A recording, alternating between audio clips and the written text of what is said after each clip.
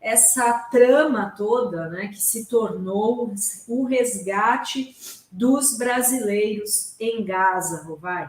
Depois dessa participação do ex-presidente Jair Bolsonaro com o embaixador de Israel nessa reunião, ou seja, a representação diplomática de Israel no Brasil com o ex-presidente, né? Não se reuniu com o governo atual, que é com quem ele deveria traçar, né, de relações e, né, diplomáticas. Foi uma reunião no Congresso com deputados parlamentares da extrema-direita e Bolsonaro. A Gleisi Hoffmann, presidenta do Partido dos Trabalhadores, deputada federal, soltou também uma nota criticando, mas olha só, mais uma vez o embaixador de Israel no Brasil intrometeu-se indevidamente na política interna de nosso país, num ato público com o inelegível Jair Bolsonaro, realizado em pleno Congresso Nacional. Intrometeu-se, né, Rovai? Onde já se viu, em meio a essa operação toda do governo brasileiro, né, no dia seguinte de buscas da Polícia Federal, que super estranha, com buscas de pessoas ligadas ao Hezbollah. Então, aí, o item 1 da nota da Gleisi.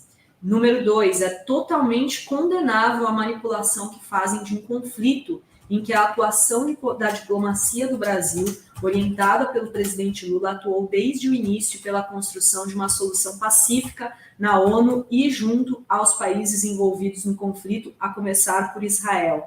É verdade, né? O Brasil tem tido uma postura de condenou o ataque do Hamas, está pedindo cessar-fogo, está pedindo o fim, né, que as crianças e civis, a nota do Lula, né, parem, simplesmente tem tido uma postura firme de cobrar a paz. 3, a aliança espúria entre Bolsonaro e o embaixador de Israel é mais repugnante ainda, porque envolve a segurança e a vida de cidadãos brasileiros mantidos sob cerco e ameaça no massacre militar na região da faixa de Gaza.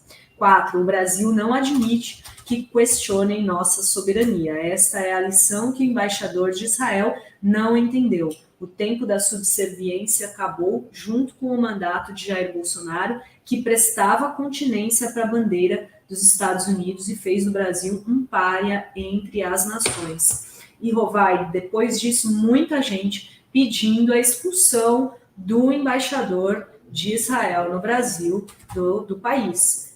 Um deles aqui, inclusive, é o Lindbergh Farias. Olha o que ele diz: passou do limite. O embaixador de Israel, Daniel Zolshen, cruzou a linha do aceitável. Criticou publicamente Lula e o governo, que desde o início do conflito só pregam e trabalham pela paz. E agora se reúne com Bolsonaro e bolsonaristas para fazer política. Pergunta. Devia estar seriamente empenhado em retirar os brasileiros da região, isso sim.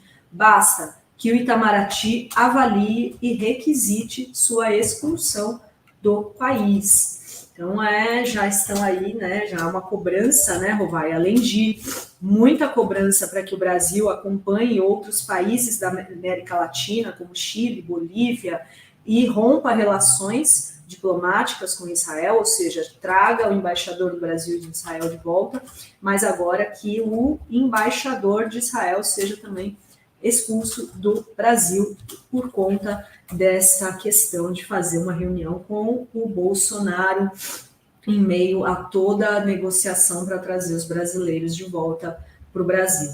E aí, usando ainda isso, né, Rovai, para criar a narrativa de que teria sido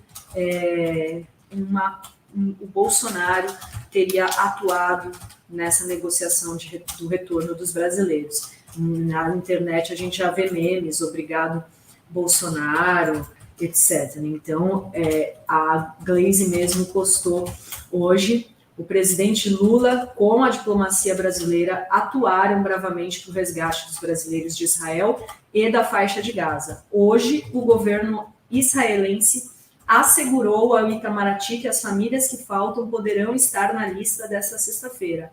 Como não poderia deixar de ser, o bolsonarismo está aproveitando a guerra para espalhar fake news de que o inelegível que conseguiu só porque teve aquele encontro absurdo e oportunista de ontem. Essa gente não presta. E então ainda, né, querendo usar uma estratégia, né, Rovai, de, olha aí, agora vai, né, depois... Agora vai, Driga Lorenzo! E, Rovai, olha só, hoje já a gente tem aí a informação, a aeronave presidencial que seguiu para o Egito em 30 de outubro, você vê, 30 de outubro, né, já 10 dias, o governo brasileiro mandou essa aeronave para o Egito com uma tonelada e meia de alimentos para a população da faixa de Gaza, inclusive com doação do MST. E segue aguardando os brasileiros que se encontram em Gaza para serem repatriados. A diplomacia brasileira segue trabalhando dia e noite para garantir o resgate dos brasileiros na região. E a diplomacia brasileira, Rovai, rapidamente, logo no início do conflito, trouxe todos os brasileiros que estavam em Israel, lembra? Teve até uma que agradeceu o prefeito de Sorocaba. Chegou para o Brasil com o avião da FAB, mas agradeceu o prefeito de Sorocaba. Então, é isso, Rovai. E ontem o Itamaraty disse que seria hoje, então vamos acompanhar, estamos acompanhando aqui se realmente vão conseguir passar pela fronteira. A última informação que eu li agora é que foi fechada por um impasse, então tá difícil esse grupo ser resgatado, né, Rovai? O grupo de brasileiros já estavam no posto fronteiriço de Rafah desde as 7 da manhã de hoje, na hora local lá de Gaza, né, 2 horas no horário de Brasília. Estavam já esperando os trâmites necessários para a entrada no Egito e posterior repatriação para o Brasil. O que acontece? Eles têm que ser revistados, né, Rovai, para repassar ali pela fronteira. E ainda disse o Itamaraty, a inclusão dos brasileiros na lista de hoje de Rafah foi informada ao ministro Mauro Vieira pelo chanceler de Israel, Eli Cohen, na tarde de ontem. Foi o 4º telefonema entre os ministros desde os atentados de 7 de outubro. E ontem mesmo o Itamaraty divulgou que o ministro Mauro Vieira estava em contato com o seu homólogo, né, em Israel, Eli Cohen, para tratar da situação dos brasileiros, e que o Cohen afirmou não ter sido possível cumprir a garantia dada por ele de que os brasileiros sairiam ontem, né, que era então, antes de ontem, 8 de novembro, por fechamentos inesperados na fronteira. Ele assegurou ao chanceler Mauro Vieira ontem que os brasileiros estariam autorizados a passar a fronteira, né, se estariam na lista de estrangeiros autorizados a cruzar a fronteira hoje. Você vê como Israel que faz a determinação, Rovai, de quem passa a fronteira, né? Pois é.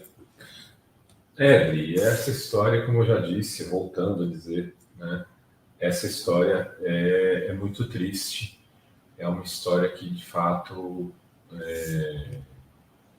está, de alguma forma,